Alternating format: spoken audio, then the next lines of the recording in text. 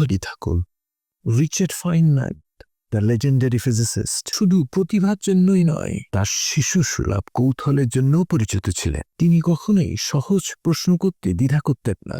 Ego তাকে থামাতে পারেনি। তিনি বলেছিলেন, প্রথম নিয়ম হলো নিজেকে ঠকাতে দিও না, আর নিজেকেই ঠকানো সব থেকে সহজ। প্রতিক্রিয়ায় সংবেদনশীল উত্তর দেয়। ইগো প্রতিক্রিয়া দেয় হঠাৎ করে নিজের ইমেজ রক্ষা করতে, কিন্তু আসল শক্তি হলো একটু থেমে যাওয়া, চিন্তা ভাবনা করে জবাব দেওয়া, আবেগের জায়গায় উদ্দেশ্যকে প্রাধান্য দেওয়া।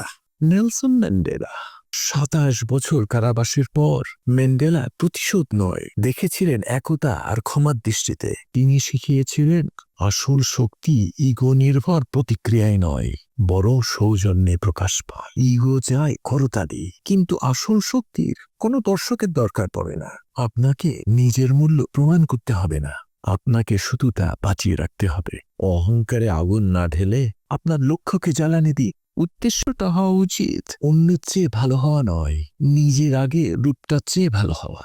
গর্ব ছেড়ে দিন, উদ্দেশ্যকে তুলে দিন। এভাবে ইগো বোঝা থেকে সেতুতে রূপান্তরিত হয়। ইগো ভার্সেস অ্যারোগ্যান্স পার্ট 4 দেখতে ভুলবেন না কিন্তু। Take care.